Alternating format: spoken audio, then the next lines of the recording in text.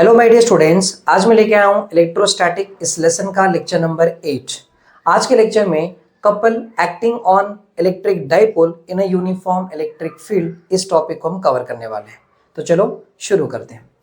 सबसे पहला हमें ये समझना है कि ये जो कपल वाला वर्ड है यानी कि कपलिंग फोर्स यानी कि टॉर्क, ये टॉर्क कपलिंग फोर्स हमने बहुत बार सुना है और समझा है। एक बार डिटेल में समझ लेते हैं। सबसे पहला देखो एग्जांपल लेते हैं कि लेट्स से हमारे पास एक ऑब्जेक्ट है या कोई एक ब्लॉक है, ठीक है। अब इस ब्लॉक के ऊपर क्या करेंगे, हम फोर्स अप्लाई करेंगे। तो लेट्स से यहाँ पर कोई एक पर्सन है, उसने क्या किया, फोर्स अप्लाई किया। फोर्स अप्लाई करने के बाद ये ब्लॉक शुरुआत में ए पॉइंट पे था, अब कहाँ पहुंच गया, बी पॉइंट पे पहुंच गया, मतलब ये वाले पॉइंट पे। यानी कि ब्लॉक का मोशन हुआ है और यहाँ से यहाँ पर उसका मूवमेंट हो गया। कुछ तो डिस्प्लेसमेंट कवर किया होगा, एक्स डिस्प्लेसमेंट कवर किया। अब ये ब्लॉक का ट्रांसफर हुआ है ए पोजीशन से बी पोजीशन पे। तो इस मोशन को कहते हैं ट्रांसलेशनल मोशन। कौन सा मोशन कहते हैं, ट्रांसलेशनल मोशन कहते हैं, ट्रांसलेशनल मोशन। और ये ट्रांसलेशनल मोशन बनाने के लिए इस इंसान ने क्या किया, फोर्स अप्लाई किया है। और जो फोर्स अप्लाई कर रहा है इस फोर्स को बोलेंगे टेंजेंशियल फोर्स या ट्रांसलेशनल फोर्स कहेंगे। तो हमने टेंजेंशियल फोर्स अप्लाई किए और ट्रांसलेशनल मोशन क्रिएट किया, बराबर। लेकिन अगर किसी ऑब्जेक्ट को रोटेट करना है तो रोटेट करने के लिए जो फोर्स हम अप्लाई करते हैं उसे कहते हैं टॉर्क। क्या कहते हैं, टॉर्क। तो जैसे मान लो कि अगर यहां पर देखो इधर है, इधर एक फोर्स अप्लाई कर रहे टेंजेंशियल फोर्स F और यहां पर एक फोर्स अप्लाई कर रहे टेंजेंशियल फोर्स F। और ये दोनों भी फोर्स आपस में कैसे हैं, पैरेलल में है, लेकिन एक दूसरे के ऑपोजिट में है। एक इधर जा रहा है, एक इधर जा रहा है, और दोनों कैसे, पैरेलल में। इन दोनों के बीच में एक परपेंडिकुलर डिस्टेंस है। जो भी डिस्टेंस है, लेट्स से इसको मैंने कंसिडर कर ली R, राइट। तो देखो एक फोर्स यहां पर है, एक फोर्स इधर है, दोनों इक्वल है एंड ऑपोजिट में है और पैरेलल में है, ठीक है। मान के चलो कि अगर ये 5 न्यूटन का फोर्स अप्लाई कर रहा है तो ये भी कितना अप्लाई करेगा, 5 न्यूटन का फोर्स एक्सर्ट करेगा। इक्वल एंड ऑपोजिट फोर्स है। अब अगर ये ऐसे फोर्स दोनों अप्लाई करेंगे तो ये क्या होगा, रोटेट होगा। ऐसे क्या होगा, रोटेट होगा। समझ में आ रहा है। तो देखो ये जो दोनों फोर्स का जो सिस्टम है, एक फोर्स यहां पर एक इधर, इक्वल है, ऑपोजिट में है और पैरेलल में, इस सिस्टम ऑफ फोर्स को कहते हैं कपल कहते हैं। क्या कहते हैं, कपल या कपलिंग फोर्स कहते हैं। अब ये कपलिंग फोर्स हम एग्जर्ट करेंगे तो ये ऑब्जेक्ट क्या होगा, रोटेट होगा। क्या होगा, रोटेट होगा। तो जो रोटेशनल मोशन क्रिएट हो रहा है, जो इफेक्ट आया है, उसे कहते हैं टॉर्क। जो रोटेशनल इफेक्ट हुआ इस कपल फोर्स के वजह से उसे कहते हैं टॉर्क। या फिर इसे ऐसे भी कहते हैं कि मोमेंट ऑफ कपल भी कहते हैं, मोमेंट ऑफ कपल। फिर हमें कहाँ ये देखने को मिलता है, जैसे मान के चलो कि अभी इसका ही ले लो आप, ये ऑब्जेक्ट है, मैं इसको ऐसे पकड़ा, एक फोर्स मैं इधर अप्लाई करूंगा और एक इधर अप्लाई करूंगा। समझ में आ रहा है, एक इधर है और एक इधर है, समझो ऐसे। अब ऐसे करेंगे तो क्या होगा, ये रोटेट होगा। मान के चलो ये ऐसा है और ये ऐसे, ऐसे क्या होगा, रोटेट होगा। समझ में आ रही है। जैसे मान लो कि हम ड्राइविंग करते हैं, तो जो कार का जो स्टीयरिंग है, कार का जो यहाँ पर स्टीयरिंग ऑफ व्हील, जो व्हील है, हम उसे क्या करते हैं, ऐसे रोटेट करते हैं। तो एक यहाँ पर पकड़े, एक इधर पकड़ेंगे, ऐसे घुमाएंगे तो क्या होगा, रोटेट होगा। या फिर अगर मान लो डोर है, डोर को दोनों हाथ से पकड़े, एक इधर ढकेल रहे और एक इधर ढकेल रहे, तो ऐसे रोटेट करा रहे। तो एक फोर्स यहाँ पर, एक फोर्स इधर, और दोनों के बीच में परपेंडिकुलर डिस्टेंस, तो क्या कर रहे हैं हम, रोटेट करा रहे हैं। तो रोटेशनल मोशन क्रिएट करने के लिए जो फोर्स अप्लाई करते हैं उसे कहते हैं टॉर्क। जो रोटेशनल मोशन का जो इफेक्ट है दैट इज टॉर्क। इसे कहते हैं मोमेंट ऑफ कपल। ये कपल क्या है, कपल एक्चुअली दो फोर्सेस हैं जो एक दूसरे को ऑपोजिट में है, इक्वल है और पैरेलल में रहते हैं। इस सिस्टम को कहते हैं कपल, और इसका जो इफेक्ट होगा उसे कहते हैं टॉर्क। यानी कि इससे इफेक्ट क्या होगा, रोटेशन मोशन हो जाएगा, रोटेशन बनेगा। जो रोटेशनल इफेक्ट है वो है टॉर्क। आप समझ रहे हो। इन शॉर्ट में सिंपल भाषा में कहूं तो टॉर्क मतलब क्या, किसी भी ऑब्जेक्ट को हमें रोटेट करवाने के लिए जो फोर्स अप्लाई करनी पड़ती है वो है टॉर्क। इतना समझ लो। अब ये टॉर्क का रूल फिक्स है, इसमें ऐसा सिस्टम होना चाहिए, दो, एक ऊपर एक नीचे, यानी कि ऑपोजिट में होना चाहिए। जैसे आप एग्जांपल कहाँ देख सकते हो कि example turning of steering of wheel. समझा क्या? यानी कि जो व्हील होता है, व्हील यानी कि जो हम गाड़ी का स्टीयरिंग होता है, स्टीयरिंग कैसे घुमाते हैं, एक यहाँ पर अप्लाई करते हैं, एक फोर्स इधर अप्लाई करते हैं और ऐसे हम घुमाते हैं, एक फोर्स इधर एक इधर। या फिर मान लो कि यहाँ पर वाटर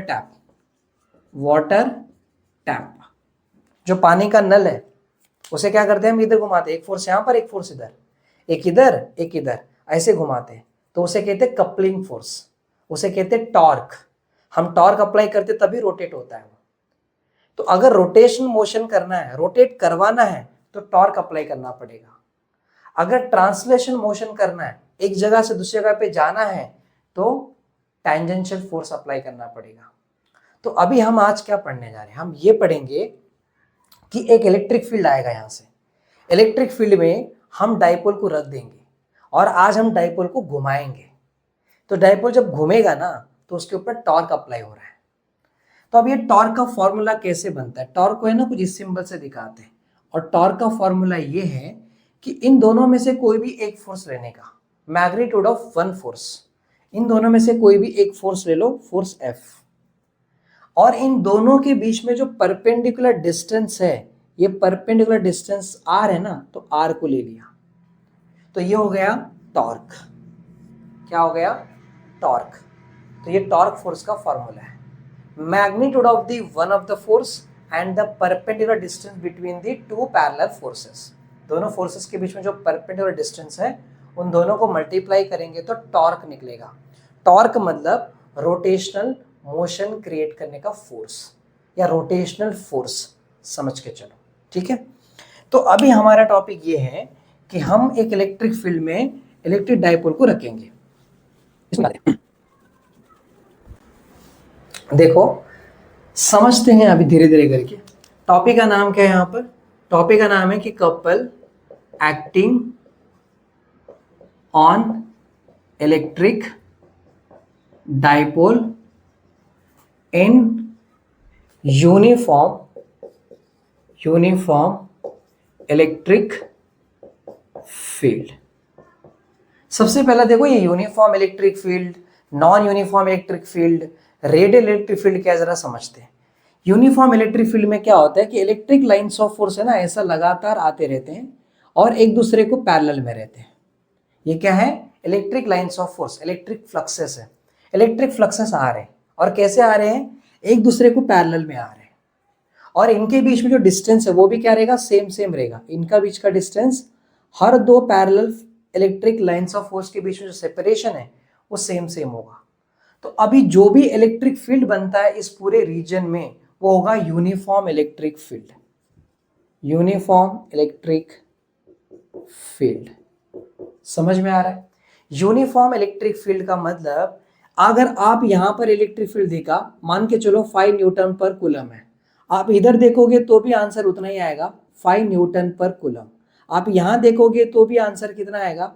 5 न्यूटन पर कूलम आएगा। सब जगह पे इस पूरे रीजन में कहीं पर भी देखोगे तो सेम इलेक्ट्रिक फील्ड इंटेंसिटी आपको दिखेगी, तो इसे कहते हैं यूनिफॉर्म इलेक्ट्रिक फील्ड। अब नॉन यूनिफॉर्म इलेक्ट्रिक फील्ड कैसे होते हैं? उसमें फ्लक्सेस का कोई डायरेक्शन फिक्स नहीं रहेगा और कोई पैरेलल में नहीं आएंगे, कैसे भी रैंडमली आएंगे। कोई इलेक्ट्रिक फ्लक्स यहाँ जा रहा है, कोई इधर जा रहा है, कोई यहाँ जा रहा है, कोई इधर जा रहा है, कोई इस तरह जा रहा है। अब ये जो इलेक्ट्रिक फील्ड इसके अंदर बनेगा वो यूनिफॉर्म नहीं रहेगा। यूनिफॉर्म मतलब सेम, कांस्टेंट नहीं रहेगा, अलग अलग रहेगा।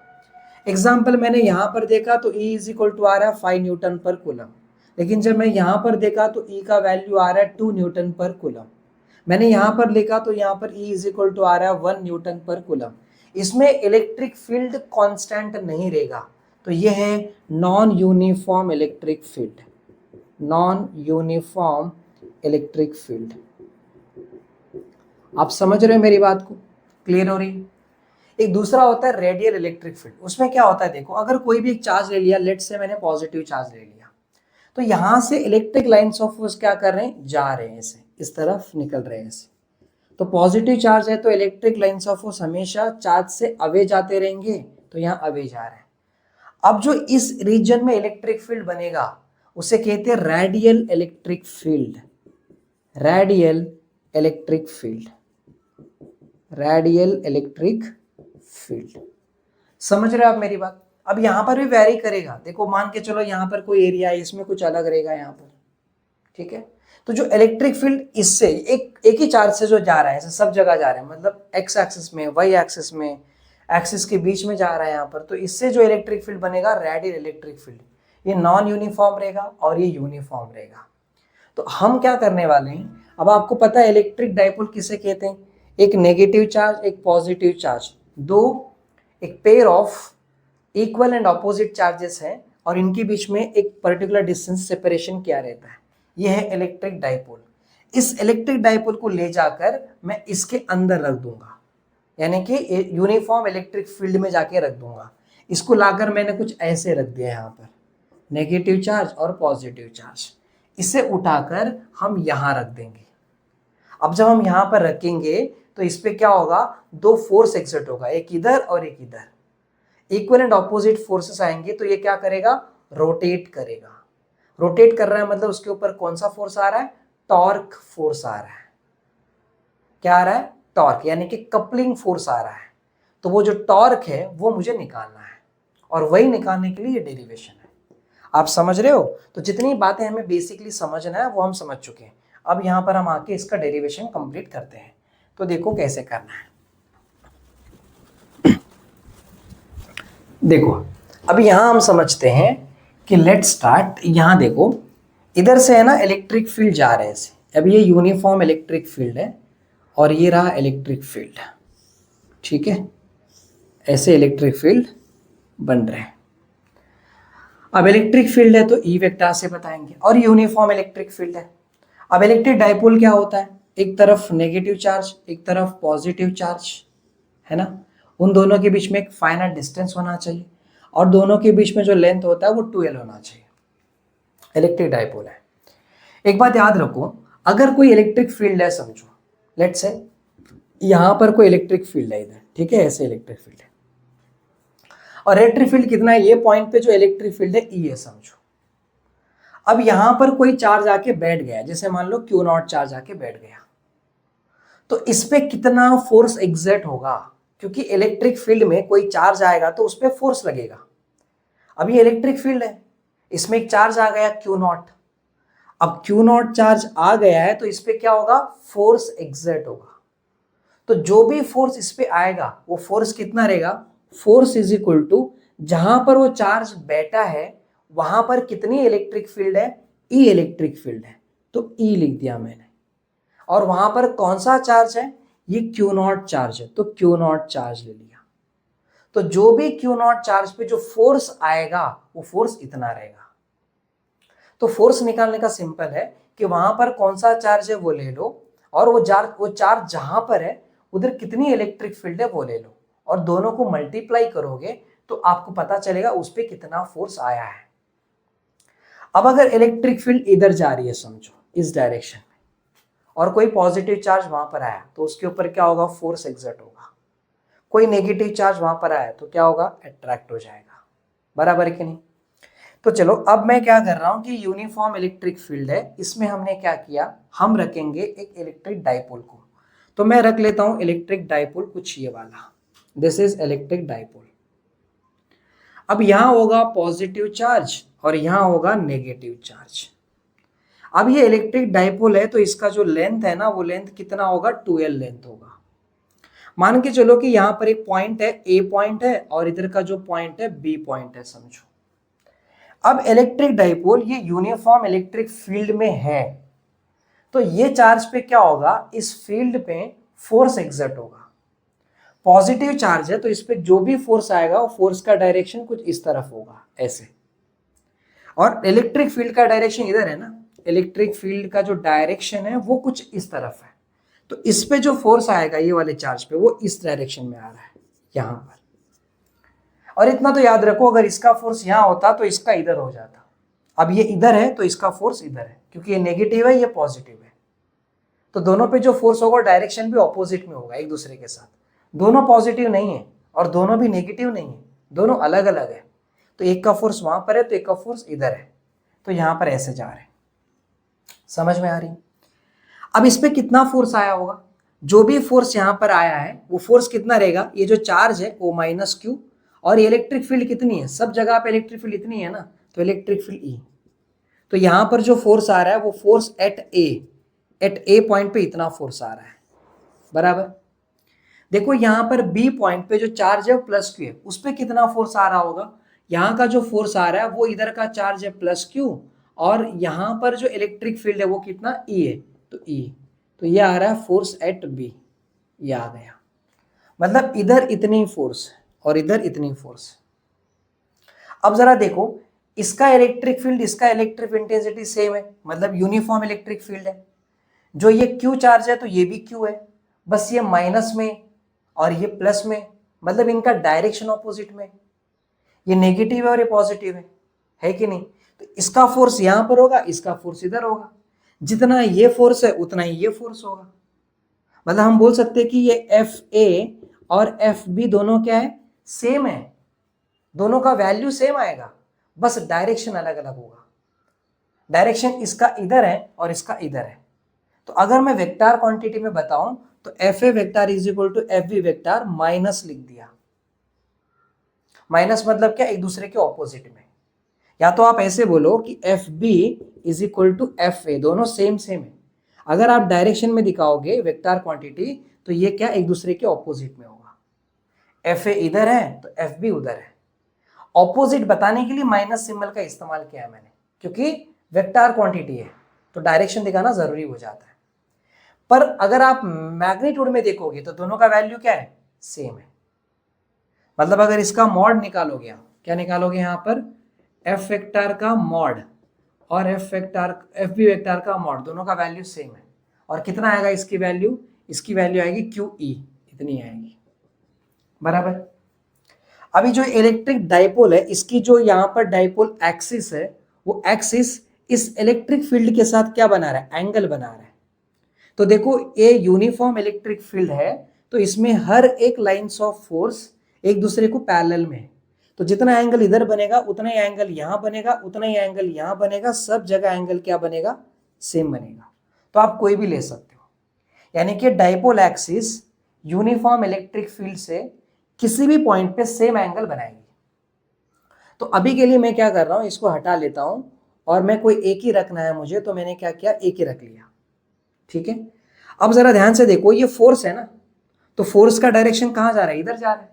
मतलब ये फोर्स का डायरेक्शन कुछ इस तरफ जा रहा है ऐसे, बराबर। और ये वाले फोर्स का डायरेक्शन कुछ इस तरफ जा रहा है।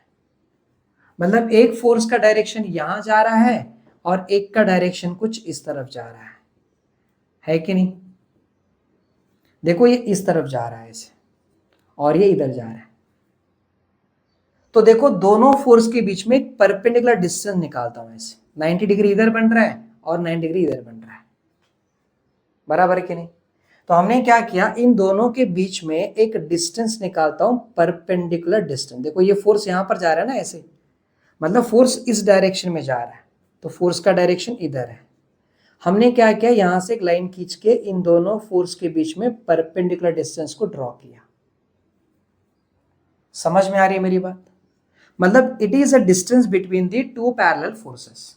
चलो लेट से यहां पर कोई पॉइंट दिखा देते हैं, इसको हटा लेता हूं। यहां पर एक पॉइंट ले लेता हूं, पी पॉइंट ले लिया मैंने, ठीक है।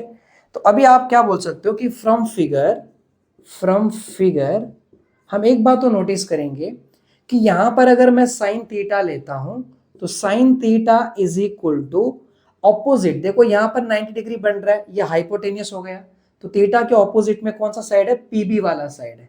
तो ये आ गया पीबी अपॉन हाइपोटेनियस कौन सा आ रहा है? यहाँ पर ए बी वाला साइड आ रहा है, दिस इज ए बी, बराबर। तो यहां देखो sine theta is equal to P B, ऐसे रखता हूं, उसे चेंज नहीं करूंगा। लेकिन जो ये ए बी है, ए बी कितना है? 12 है, तो ये रहेगा 12। तो हम यहां पर क्या बोलेंगे? P B is equal to 2l sine theta बोल देंगे। क्रॉस मल्टीप्लाई किया हमने ऐसे दोनों को, तो यहां पर समझ में आ गया, क्लियर है। अब दूसरी बात देखो, यहां अगर ये इलेक्ट्रिक डाइपोल है तो इसका डाइपोल मोमेंट का फॉर्मूला हम जानते हैं, डाइपोल मोमेंट का फॉर्मूला क्या पढ़े थे, P इज इक्वल टू, दोनों में से कोई भी एक चार्ज ले लो, Q मैग्नीट्यूड वाला चार्ज लेने का, और उन दोनों के बीच में डिस्टेंस कितना है, 2L, तो कितना है 2L, ये हमने फॉर्मूला पढ़े थे, दिस इज डाइपोल मोमेंट।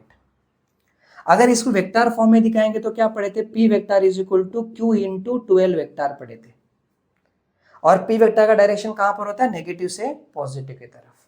तो खैर जो भी पुरानी बातें हमको पहले से पता है, पर अगर आप नोटिस करोगे तो एक बात देखो, एक फोर्स इधर जा रहा है, एक फोर्स इधर जा रहा है, और इनके बीच में परपेंडिकुलर डिस्टेंस है। अब देखो दोनों भी फोर्स कैसे हैं, इक्वल है, एक दूसरे को पैरेलल में है और ऑपोजिट में है, मतलब ये क्या है, कपल है, क्या, कपल, कपलिंग फोर्स का सिस्टम है ये, समझा। तो अब ये एक फोर्स इधर, एक फोर्स इधर, इक्वल एंड ऑपोजिट है, दोनों की जोड़ी है, तो ये क्या करेगा, रोटेशनल इफेक्ट क्रिएट करेगा, मतलब ये रोटेट होगा। तो जो डाइपोल अभी ऐसा है, समझो ये डाइपोल आपको ऐसा दिख रहा है ना, तो ये क्या करेंगे, ये रोटेट होगा, ऐसे ऐसे रोटेट होगा। तो डाइपोल अभी ऐसे हैं, वो ऐसा रोटेट होगा, देखो एक इधर एक इधर, ये क्या करेगा, रोटेट होगा। अब रोटेट हो रहा है मतलब रोटेशनल मोशन के लिए कौन सा फोर्स की जरूरत पड़ती है, टॉर्क, तो हमें टॉर्क निकालना है। जो रोटेशनल इफेक्ट है वही होता है टॉर्क, तो हमें क्या निकालना है, टॉर्क निकालना है। तो टॉर्क का फॉर्मूला कैसे निकालेंगे, टॉर्क का फॉर्मूला हमने आपको बताए थे, क्या बताए थे, यहां पर देखो, torque is equal to magnitude of one of the force into perpendicular distance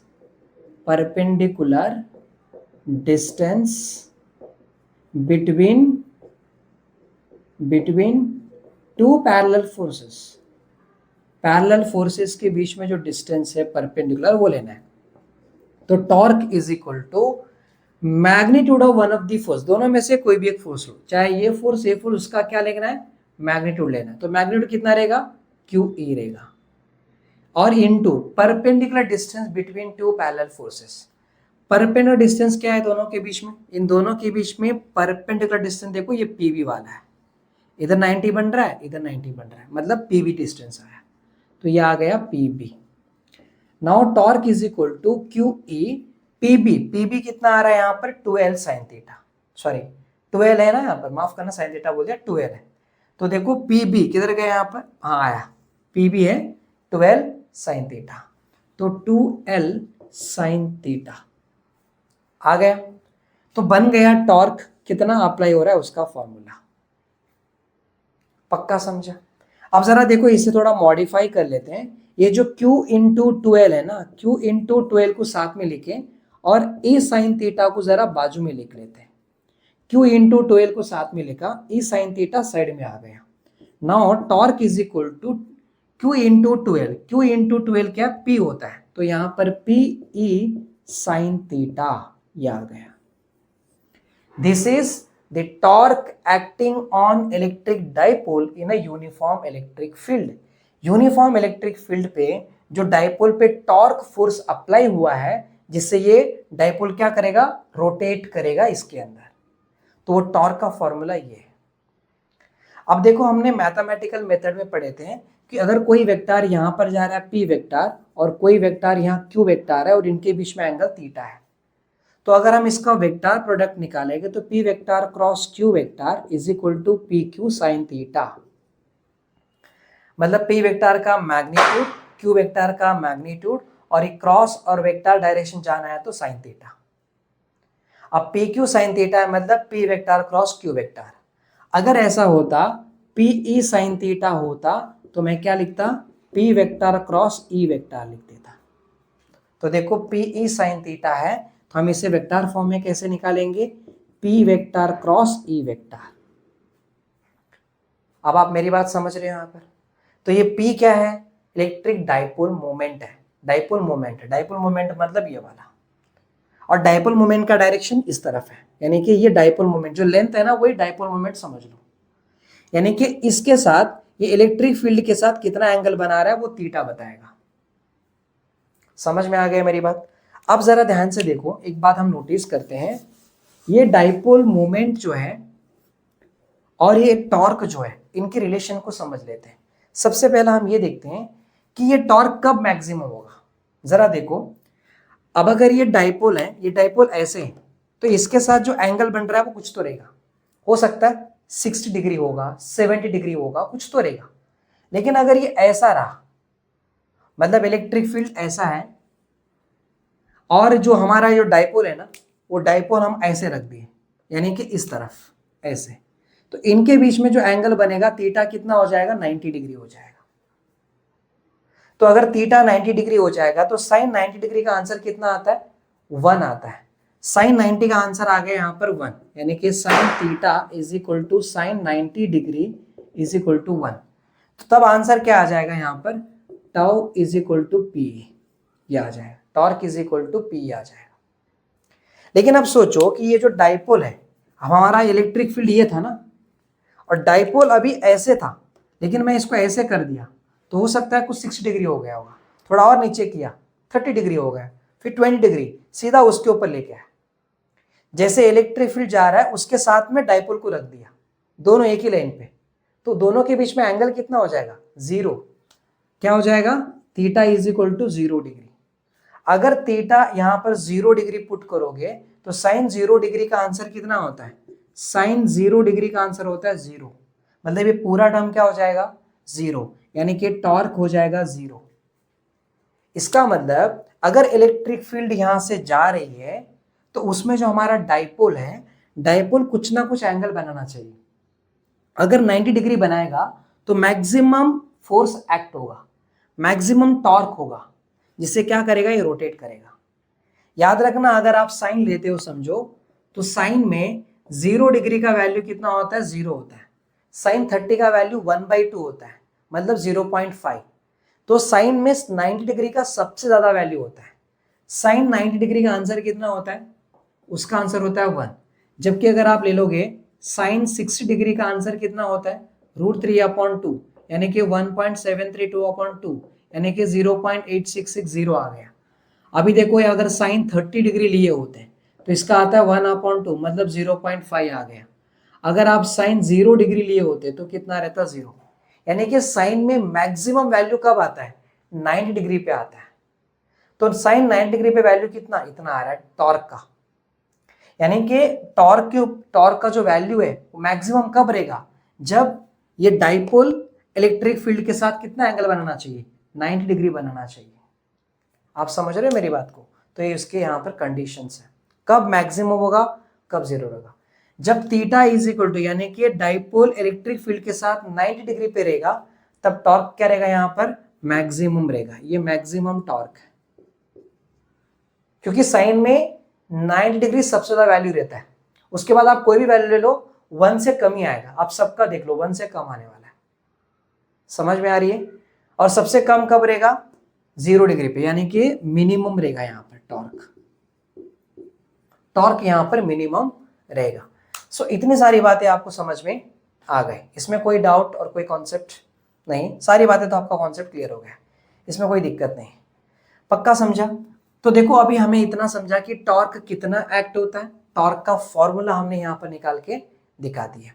एक काम करते हैं, क्वेश्चन लेते हैं और उसको सॉल्व करके हम आपको समझाते हैं। अब एक बात याद रखो, यहाँ पर एंगल है ना थीटा, इधर भी हो सकता है। ये जो एंगल बनेगा वही एंगल यहाँ बनेगा, ये जो एंगल यहाँ पर है वही एंगल यहाँ बनेगा, क्योंकि ये क्या है, यूनिफॉर्म इलेक्ट्रिक फील्ड है। तो हर लाइन्स ऑफ फोर्स डाइपोल के साथ सेम एंगल बनाता है। तो कभी अगर हम ऐसे बोलते हैं कि जैसे यहाँ पर इलेक्ट्रिक फील्ड है, ये ई वेक्टर, और ये है डाइपोल, ये -q और ये +q, इधर एंगल थीटा बता दिया। हमने बोल दिया यहाँ पर 30 डिग्री है, और इसका यहाँ पर लेंथ कुछ बोल के रखा, मान के चलो कि ये 2 सेंटीमीटर है। अब हम आपको बोलेंगे कितना टॉर्क निकलेगा बताओ, तो थीटा कितना आ रहा है, 30 डिग्री यहाँ पर पुट कर दो। अब इलेक्ट्रिक डाइपोल मोमेंट P निकालेंगे। P का फॉर्मूला क्या होता है, Q × 2L, और सारी वैल्यू पुट करेंगे, सॉल्व करेंगे। खैर, अगर आपको यहाँ नहीं समझा है, एक क्वेश्चन लेता हूँ और आपको सॉल्व करके दिखा देता हूँ। तो पहले इसको निकाल लेते हैं हम। देखो, एक क्वेश्चन लेते हैं, और क्वेश्चन क्या है देखो यहाँ पर, an electric dipole of length 2.0 centimeter is placed with its axis make an angle of 30 degree with the uniform electric field of 10 to the power 5 newton per coulomb. यहाँ बोला है कि न्यूटन पर कूलम है और हमको दे के रखा है let's as shown in the figure. इसको एक फिगर भी निकाल के दिखा देता हूँ। As shown in the figure, एक फिगर ले लेते हैं और फिगर में हम आपको दिखाएंगे। अब उसमें बोला है कि यहाँ पर द डाइपोल मोमेंट,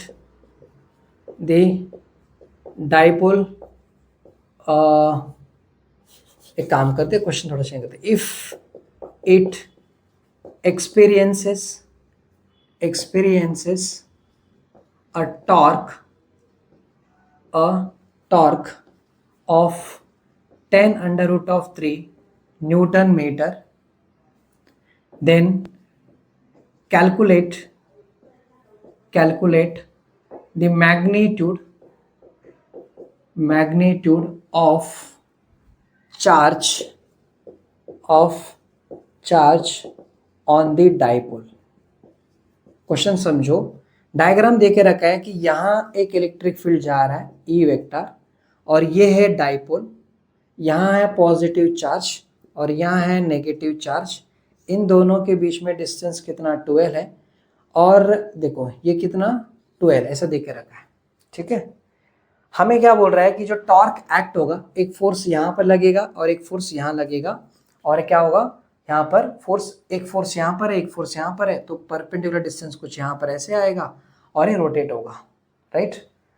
तो हमें क्या बोल के रखा है कि electric dipole of length 2.0 centimetre, मतलब ये जो लेंथ दिया है ना ये कितना है 2 सेंटीमीटर दिया है। इसका मतलब हमें बोल रहा है कि 12 जो है वो 2 सेंटीमीटर है। तो इसको सेंटीमीटर को मीटर में कन्वर्ट करेंगे तो 10⁻⁻² मीटर हो गया, इतना हो गया।